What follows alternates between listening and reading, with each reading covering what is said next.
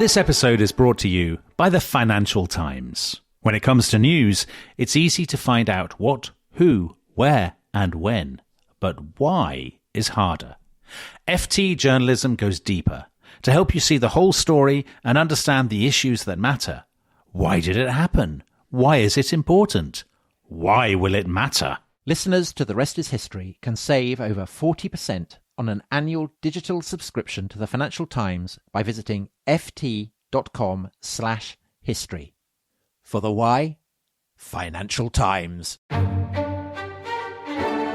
This is an advertisement by BetterHelp. January arrives with a sense of expectation and change. But real change is rarely loud or dramatic. It's noticing what no longer needs to be there. Thoughts you keep turning over even when they're not helping. And when you live with those long enough, they can start to feel normal until you pause and see them more clearly. That's where perspective helps. Not fixing yourself, just creating space to understand what's been weighing you down. Therapy can offer that space, a clearer view of your own patterns and what's worth holding on to. BetterHelp makes starting straightforward. You answer a few questions and they match you with a qualified therapist. If it doesn't feel right, you can switch at any time. Whether you're into New Year's resolutions or not, working to better yourself is something everyone should do. And you don't even need to bulldoze your life to do it. Simply use BetterHelp. BetterHelp makes it easy to get matched online with a qualified therapist. Sign up and get 10% off at betterhelp.com/restishistory. That's better,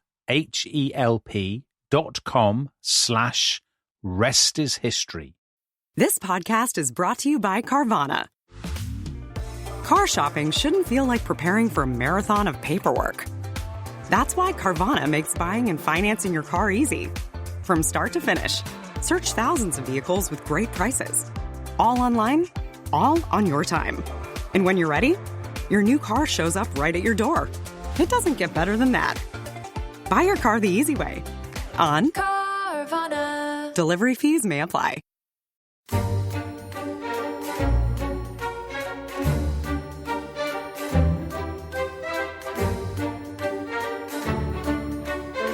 How should we remember Cleopatra? A pretty young temptress rolling out of a carpet? A mighty queen sailing majestically down the Nile? An imperious pharaoh with the power of life and death? Or simply a girl born into a dangerous world who managed to survive for almost 4 decades until her luck finally ran out? There's an element of truth in all of them. More than 2,000 years after she was born, she remains the most famous woman in history, a fighter, a survivor, a leader, a legend. For centuries to come, people will remember her story. And that, you might say, was her greatest victory. That is the ending of a top new book on Cleopatra, Queen of the Nile, by a very distinguished historian, Dominic Sambrook. Dominic, this is the latest in your series of books written for younger readers. It is indeed, yes, the latest adventure in time. So Cleopatra was an obvious one to pick for kind of 8 to 12-year-olds because they, like the rest of us, are suckers for, I mean, suckers is the wrong word. They, like the rest of us, are enthusiasts for glamour, intrigue, battles, Gold, sieges, gold, yeah, glitter, sphinxes, all that kind of stuff. Yeah. Doom love affairs, all the things that we associate with ancient Egypt, with ancient Rome, and particularly with the character of Cleopatra. So people who've listened to this podcast on a regular basis may remember that we also did an episode on Alexander the Great. And Dominic, the reason that we did an episode on Alexander the Great is because your previous book in this series was on Alexander. Yeah. And in the end of that book, you offered up Alexander the Great as a model for young children everywhere. And we've got a question here from Judith Downey, who says, I bought Dominic's book on Cleopatra for my granddaughters. Before I give it to them, can you tell me, is Cleopatra a role model for girls? I think she absolutely is a role model for girls, Tom. I don't think role models for girls need to be drippy. And I think Cleopatra is the most famous example in history of a powerful woman. So there aren't that many historical examples of very, very powerful, internationally famous women. I suppose Catherine the Great is an obvious one. Elizabeth I in England, but Cleopatra dwarfs both of those. I completely agree. She is the last ruling pharaoh of Egypt. She is a prime actor in one of the greatest political dramas in all history, the last days of the Roman Republic, the rise of Rome to greatness, the death of Egypt as a sort of independent civilization.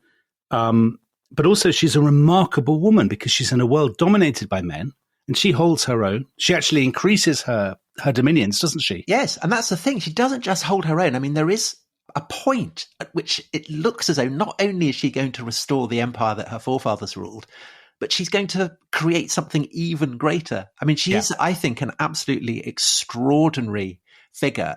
And part of the fascination, of course, is that she's not only an extraordinary political figure, but she also has this aura of romance and glamour and myth about her, which is a huge part of her kind of public image today, but was generated by herself and by her enemies. And it's the kind of fusion of those two traditions that makes the whole story so fascinating. Well, so most of our listeners, if you don't know the story of Cleopatra terribly well, you will probably at least vaguely know that she's involved with Julius Caesar, she's involved with Mark Antony, and she has this sort of tragic death. And you'll know all that from innumerable plays, operas, musicals, video games. You know, she crops up everywhere from the Elizabeth Taylor film to kind of Assassin's Creed, the video game. Asterix, Carry On film. Carry On films, exactly. I mean, there's no other I don't think there's any other female historical character who has been represented in so many different media and who also carries that sort of whiff of danger, of sexual danger as Cleopatra. And as we'll discover, Tom, whether that is merited. Whether that's merited or not is kind of very interesting, because this is a kind of classic example of the way in which the myth, the legend itself is dazzling and remarkable and has generated, great poetry. So there's the famous lines in Antony and Cleopatra by Shakespeare where he portrays this story, and he has Cleopatra kind of stressing about what will happen after she and Antony have died. And she says, Antony shall be brought drunken forth, and I shall see some squeaking Cleopatra buoy my greatness in the posture of a whore. So she's imagining that, a boy will appear on the stage and pretend to be her. Yeah. And in a way, that's, that's part of the kind of the extraordinary power of this, is that Cleopatra as a historical figure was playing a role, as we will discuss. And it's precisely that kind of self-dramatization that has made her such a potent figure for Shakespeare, for Elizabeth Taylor, for everyone who's it's such an extraordinary kind of interplay and interaction. But Tom, I know you're incredibly keen to talk about the sort of, to do a lot of debunking and to talk about the sort of sources and stuff. So before we really kick off the narrative, which we intend to go through, in real detail, as we have done in the past with Alexander and with the Falklands and things like that, it's worth saying, isn't it? I mean, you alluded to the fact that she self-mythologizes, but also there's a mythology created by her enemies. And the extraordinary thing about Cleopatra, of all these characters in history, she's one of the top 4 or 5 most famous characters in all history. But almost every single thing we know about her comes from her enemies. That's right, isn't it? I mean, there's a handful of inscriptions. There are temple carvings, but there are coins, but the written descriptions come from Roman sources that are actually describing her effect on the Romans. That's right, isn't it? There's nothing written down by Egyptians. There's no narrative by Egyptians. No. I think there is Josephus, who is a Jewish writer writing about 100 years after she lived, but then the Jews are very hostile to her as well. But having said that, I mean, it is absolutely possible to see the kind of the mythology that she was spinning. So I think you do. And I think that part of the fascination of her character is precisely that actually those two traditions kind of meld and merge in a very kind of effective way, kind of gin and tonic effect. Right. That they're more fascinating for complementing each other, if you see what I mean. Yeah, no, I do. I absolutely see that. I think we should start by putting her in the context of the age that she's born. Yeah. And we mentioned Alexander the Great. So you begin your book with Cleopatra as a young girl in the tomb of Alexander, right? Because you've said that she's an Egyptian pharaoh, but the complicating factor is that she's not herself kind of an Egyptian. She's not bred of the mud of the Nile. She's not, Exactly. not like the native pharaohs. She is the descendant of one of Alexander the Great's generals. Yeah, that's right. So there's always an element of any biography of Cleopatra. There's always an element of fiction or speculation because we know so little about her early life. And when I was kicking off my own kids' book, I thought, there's the challenge of doing these massive kind of info dumps. And one way of dramatizing it is imagining something that she would undoubtedly have done. We know that the Ptolemies did this. They had festivals around Alexander's tomb because Alexander's tomb was in Alexandria. So it's not a flight of fantasy to imagine her there. So why does that matter? Because in the 4th century, as we discussed it, the 4th century BC, as we discussed in our Alexander podcasts, Alexander had led these armies out of Macedonia and conquered so much of what used to be called the Near East, including Egypt. And at his death, the empire had been divided up among his kind of captains. And the shrewdest and basically the cleverest of them, Ptolemy, his old friend who'd been educated at the feet of Aristotle alongside Alexander, he goes off to Egypt. He says he wants Egypt because it's the richest, but it's the easiest to defend because it's kind of at the end of the line, if you know what I mean. So It's easy to, it's wealthy. You've got the wealth of the Nile, but you can as long as if you can hold the line at the delta, you can stop anybody breaking in. And Ptolemy goes, he rules as pharaoh. So as Alexander had done, he sort of assimilates to Egyptian traditions, doesn't he? And he takes a key legitimizing item, which is the coffin of Alexander the Great, doesn't he? I mean, he literally transports it from Babylon, where Alexander has died, and takes it all the way to Egypt. That's which right. is, the imprimatur of his own. It's the Greek imprimatur of what will become his Egyptian pharaonic status. So what's so interesting right at the beginning is you have this melding of Egyptian and Macedonian Greek traditions.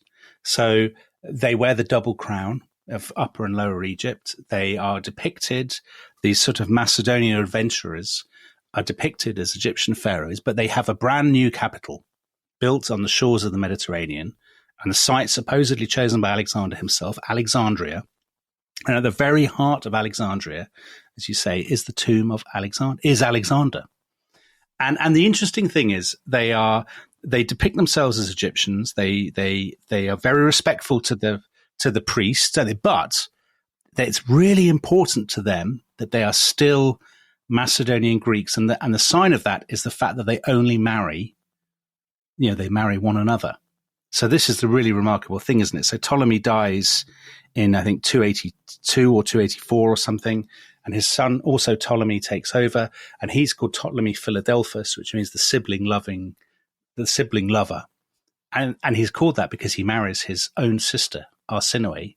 And that then starts the trend, the thing that Ptolemies are most famous for. So it's like this sort of clan of warriors have established themselves, but they're sticking to their own, even though they're very careful at turning up at Egyptian temple ceremonies and all that sort of stuff, but they're still very, very Greek, aren't they? But they could point out that Hera and Zeus, so the queen and the king of the Greek gods, married one another. And they're very good at finding Greek parallels for Egyptian elements. And so they even construct a god, Serapis, who is kind of combination of Heracles and Osiris and all these kind of various Greek and Egyptian gods. And they invent him, and he becomes essentially the presiding deity of Alexandria. But I think it is important to emphasize that the predominant tone of the Greek inhabitants of Alexandria, and I think of the Ptolemies themselves, by and large, right the way up into Cleopatra, and this is why Cleopatra is such a key figure.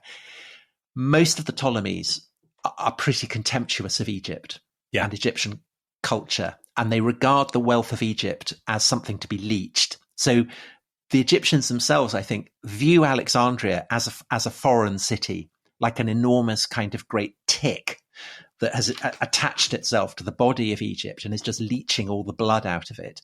And well, Tom, I mentioned Assassin's Creed as one of the depictions of Cleopatra. Now, I know you're not a video games person, but anybody who has played video games or has played that particular video game, Assassin's Creed Origins, will know that it creates this colossal and incredibly detailed portrait of Ptolemaic Egypt.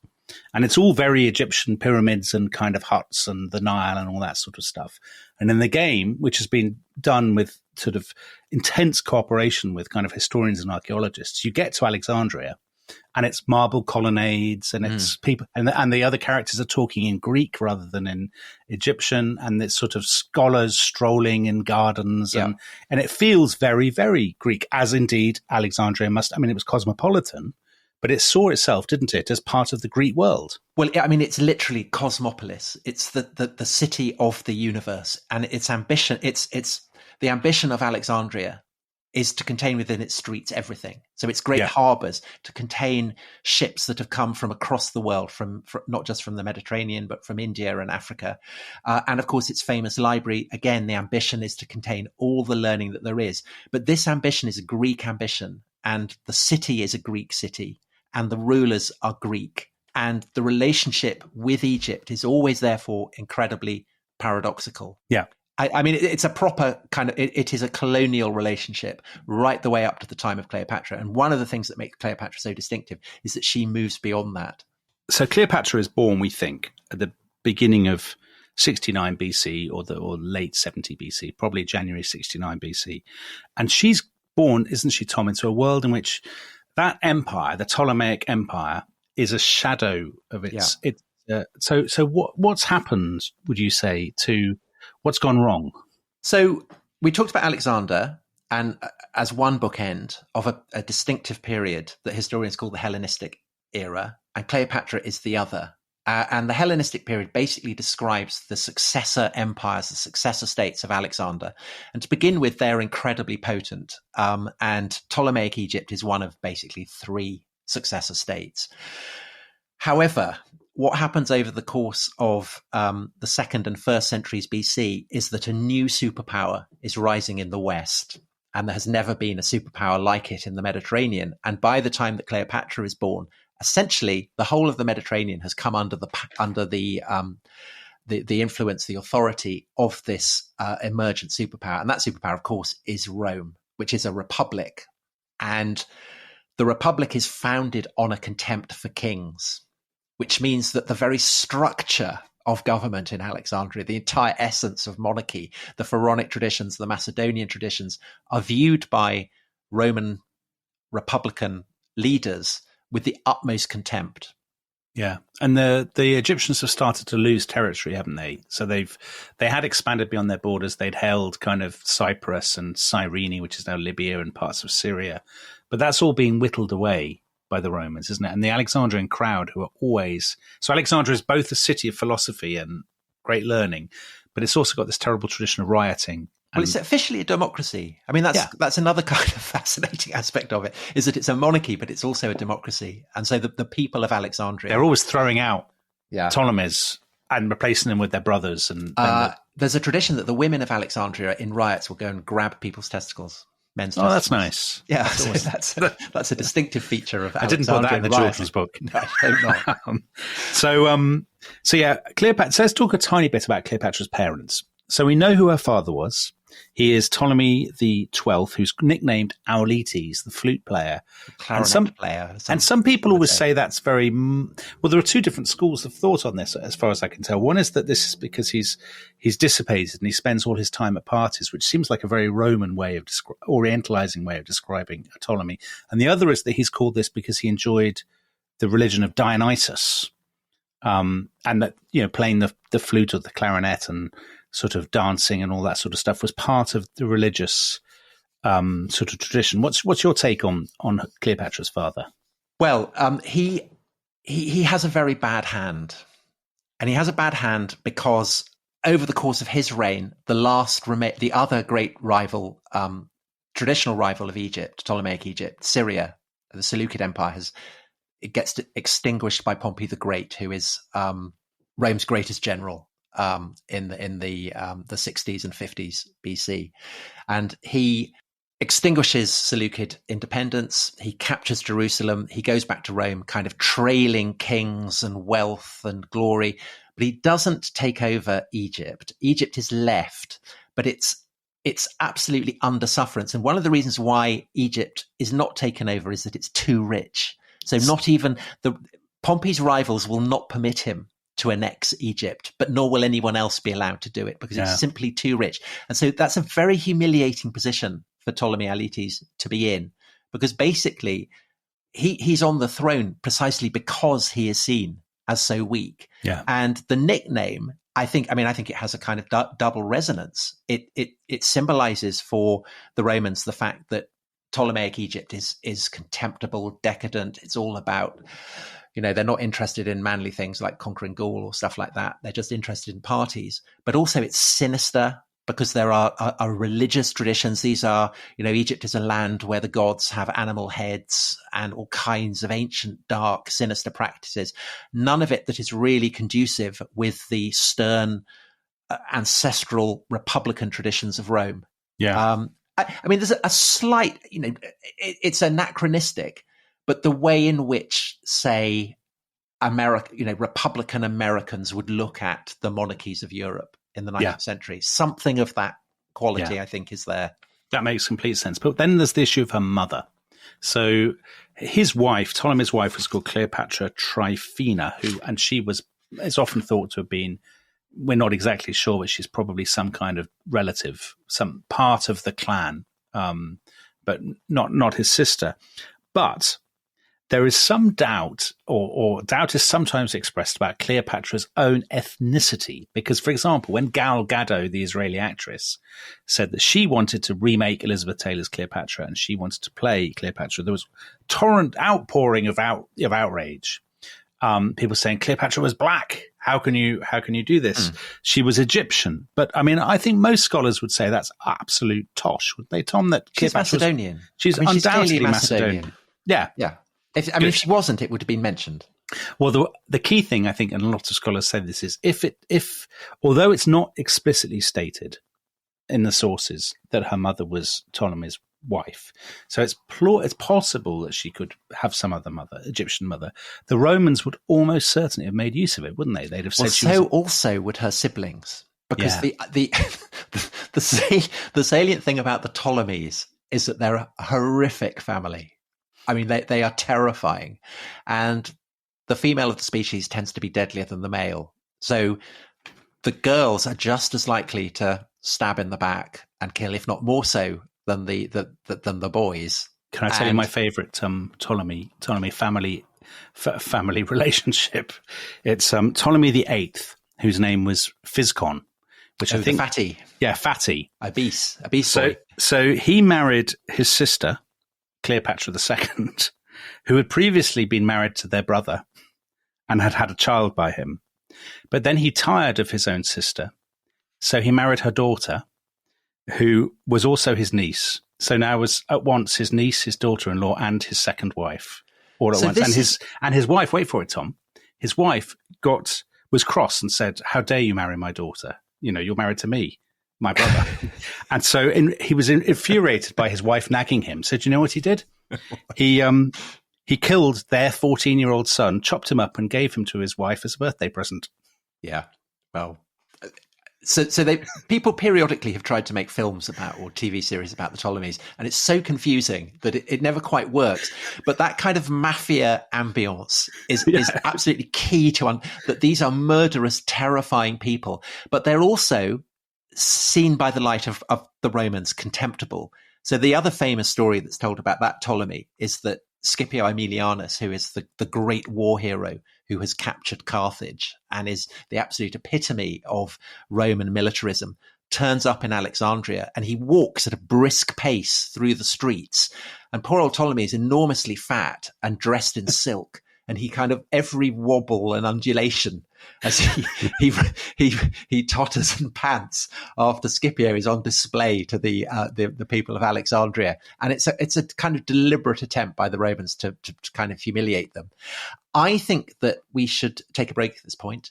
Okay. And that when we come back, we should look more closely at the geopolitics of the world that Cleopatra is born into, and the kind of the context that explains why her career is such a kind of triumph against the odds.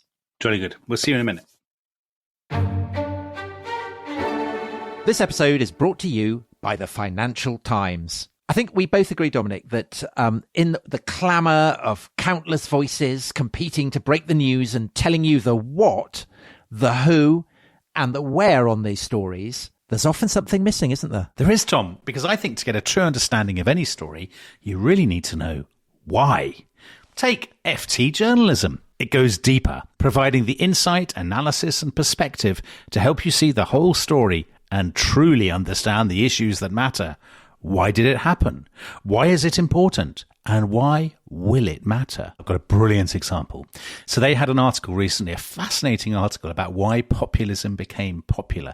And this Financial Times article absolutely delved into that. It was so interesting. And does it nail it? Yeah, it nailed it. Absolutely nailed it. And it really made me look at populism in a new light. Well, if you're interested in the why, we have good news. Yes, listeners to The Rest is History can save more than 40% on an annual digital subscription to the Financial Times by visiting ft.com/history. For the why, Financial Times.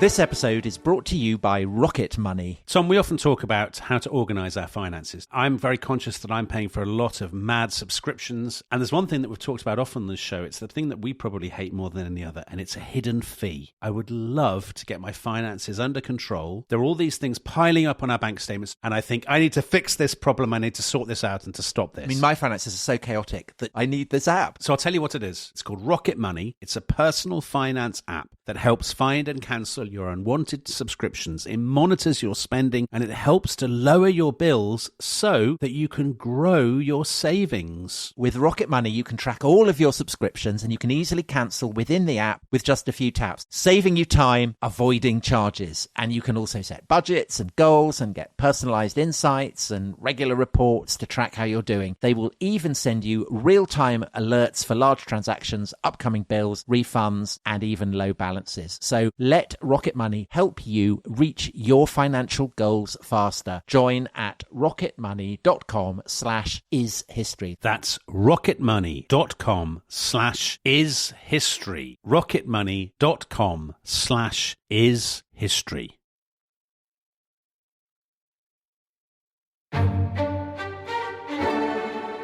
Tom, it has been a little while, sadly, since we talked about our much-loved and learned sponsors at Unheard, the online magazine. Would that be UNHERD? That's precisely the spelling. Now, as you will know, Tom, or I hope you haven't forgotten, it's an online magazine that kicks back against herd mentality. Now, we're in the middle of talking about Cleopatra. Unheard's Kat Rosenfield has been looking into the cult, the fading cult, perhaps, of the girl boss, something I know you care a lot about, Tom. And it's perhaps best exemplified by Elizabeth Holmes, founder of the fraudulent multi-billion-dollar health startup Theranos. This is a subject I know a lot about. Theranos sounds very sinister. It is sinister. Well, Theranos is basically a Bond villains organization, isn't it? Theranos. You'd immediately think that's evil. I do think it's evil. Well, I mean, I don't want to be sued by Theranos. I'm sure they're lovely. But they do sound evil. Well, shall I tell you what Kat writes? Yes. Would you enjoy that? Yeah. Kat writes, "The myth of Theranos might have shattered, but the legend of its founder lingers on. And as long as society remains enthralled to the narrative of the disruptor, the glass ceiling breaker, the patriarchy smasher, she won't be the only one. If Elizabeth Holmes hadn't existed, we would have had to invent her. And in some ways, we did." Do you have thoughts on that, Tom? Well, in light of, what we're saying about Cleopatra, Yeah. that's not without a certain relevance, is it? It's incredibly relevant. Yeah. And the sense in which Cleopatra was a genuine, she genuinely broke through all kinds of glass ceilings. She did. But is also the invention of those who were terrified of her. The important thing is to say that if you want to kick back against herd mentality, Which I do. I very much do. you can join Unheard today and get 3 months free, Dominic. 3 months That's free. not even a bargain. It's a freebie. It absolutely is. They're giving it away. So just go to unheard.com, that's UNHERD, /rest, REST, to claim this offer now. Right, back to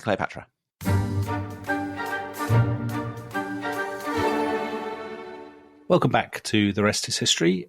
Tom, you were very excitedly going to talk about geopolitical context for the world in which Cleopatra. We've been talking for more than 20 minutes, and she's only just been born.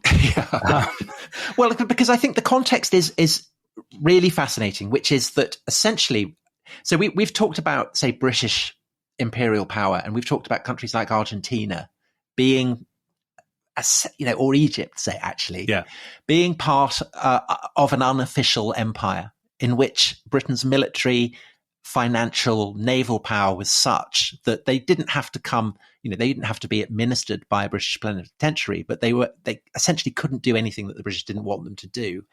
And that's a very analogous situation to Egypt's relationship to Rome in the first century. The problem that the Greek world around the Near East had faced throughout the first century is that the Romans were unwilling to tolerate anyone who might kind of conceivably rival them. So every time some king stood up and tried to, impose a degree of order or to display a degree of autonomy, the legions would come, topple him, hamstring his elephants, drag his treasure off to be spent in Rome, all that kind of stuff.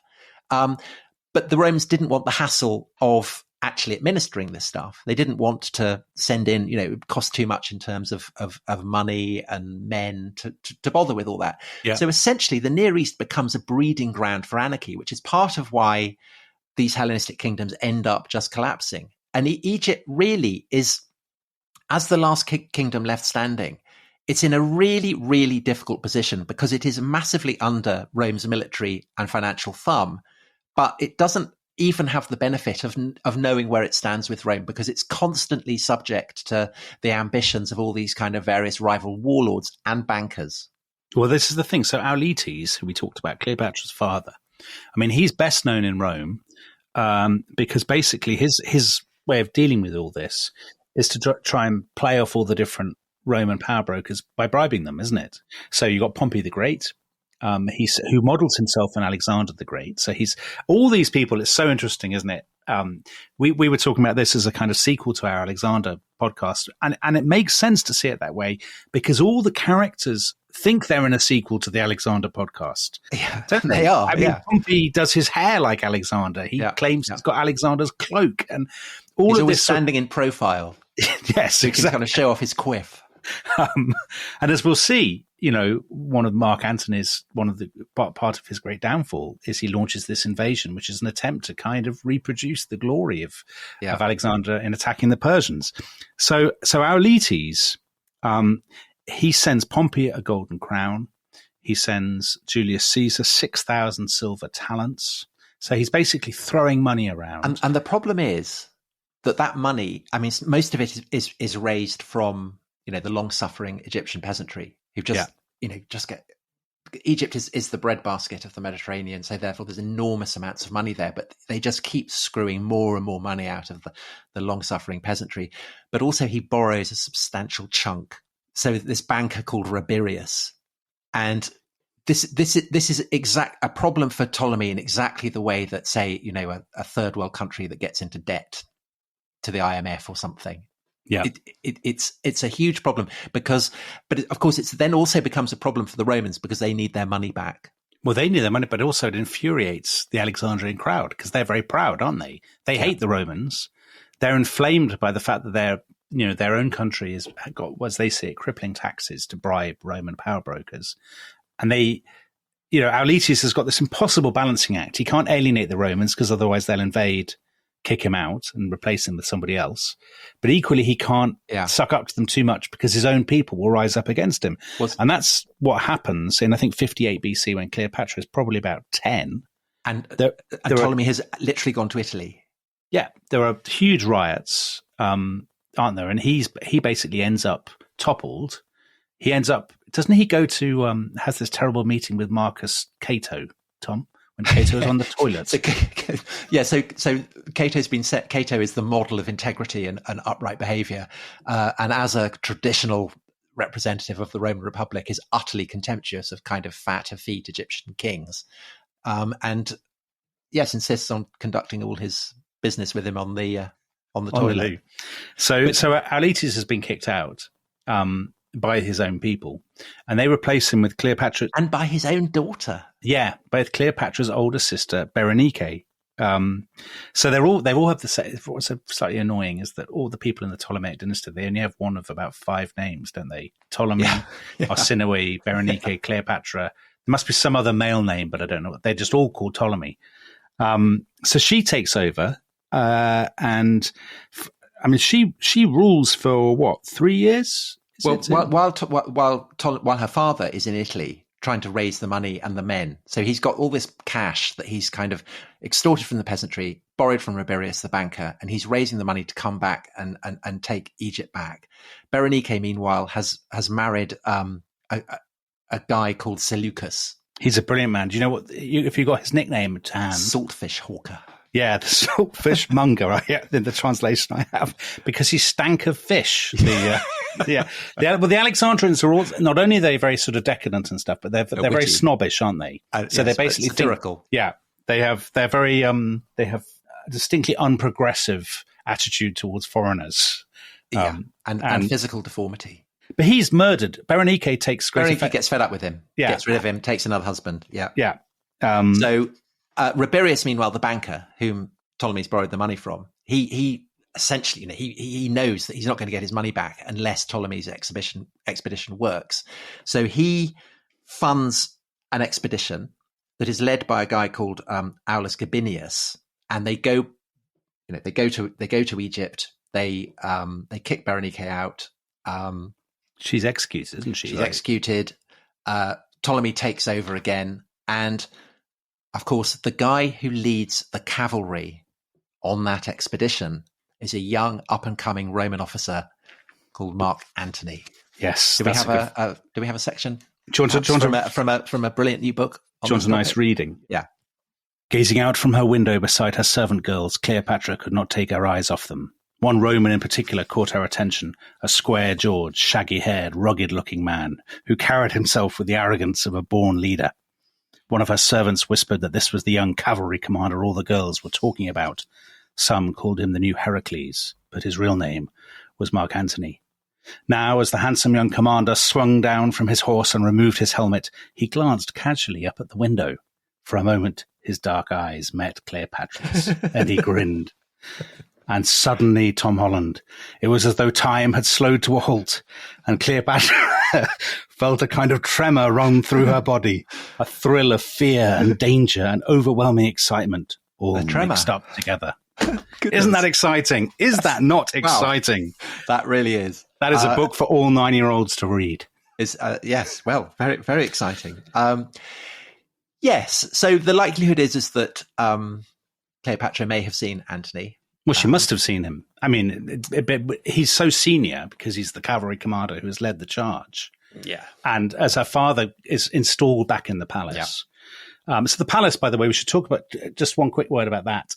So when we think about the palace, you're probably thinking Buckingham Palace or some sort of stereotypical palace, but it's not. It's a huge quarter of the city, isn't it? So there are temples. That will become important later on when Julius Caesar enters the story, because the battle for the palace becomes very important. So Mark Antony has come in with Aulus Gabinius's men, who are called the Gabinians, and they become they become players in their own right in this incredibly complicated story. And Cleopatra's father is back in charge, and clearly she is very much in favor with him because she is not punished as her sister was.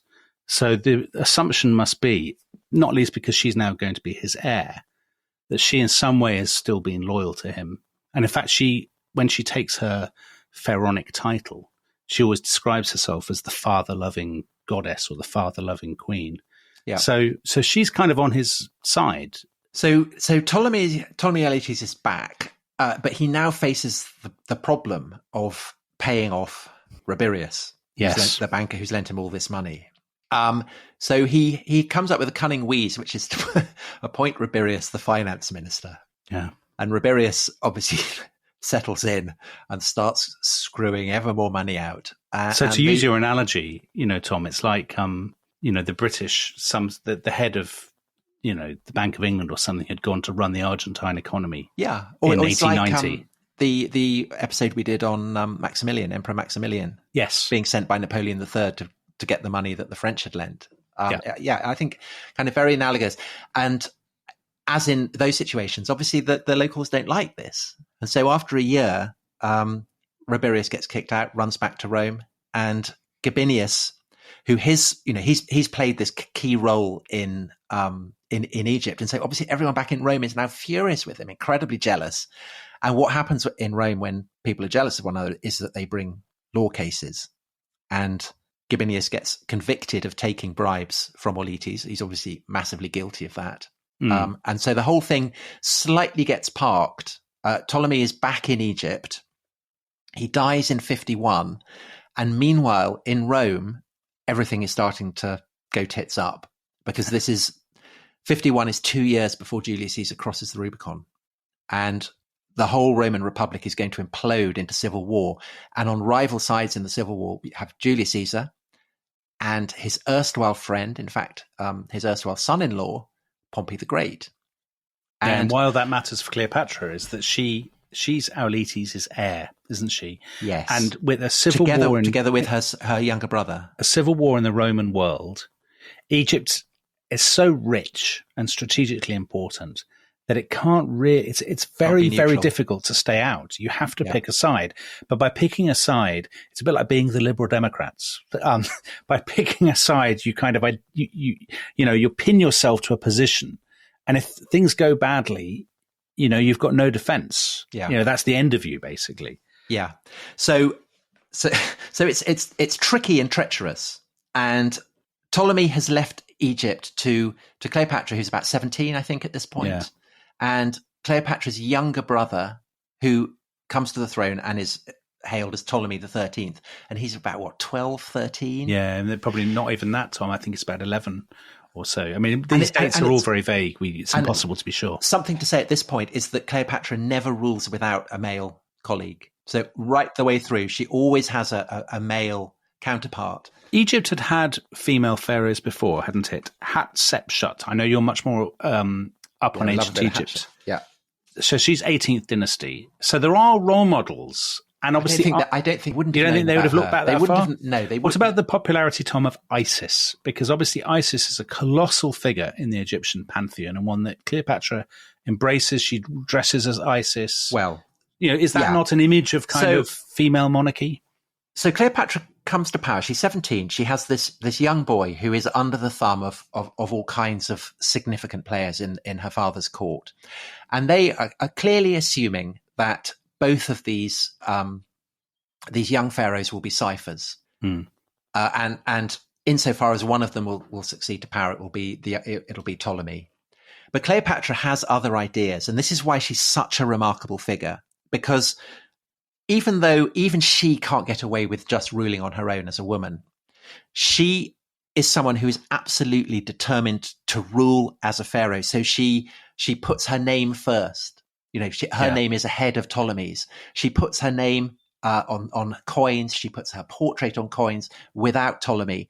And she realizes that there is scope for her in playing not just the role of a Ptolemaic ruler, but a properly Egyptian pharaoh, because there is all this enormous kind of, thousands and thousands of years of tradition and myth and heritage that she can draw on. And that as a woman, as you say, the great goddess Isis, an object of veneration across Egypt and far beyond Egypt, that if she can invoke that sense of herself as the mother goddess of Egypt, then that will get her popular support across the country, as well as Alexandria.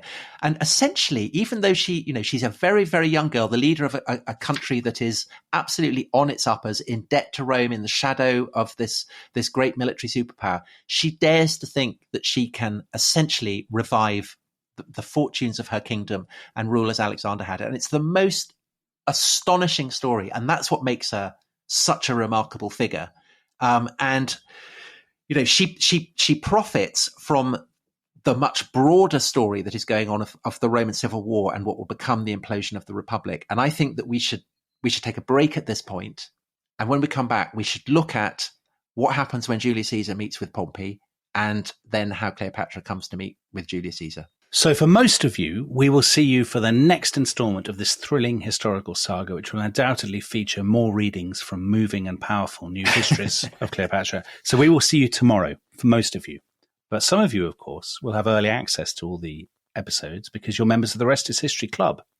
And in true Hellenistic style, we never miss a commercial opportunity. So if you want to join the Rest is History Club and listen to all the episodes right now, just go to restishistorypod.com and sign up. And if you don't, we will see you tomorrow. Goodbye. Bye-bye.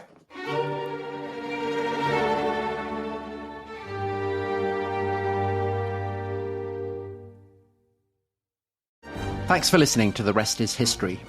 For bonus episodes, early access, ad-free listening, and access to our chat community, please sign up at restishistorypod.com. That's restishistorypod.com.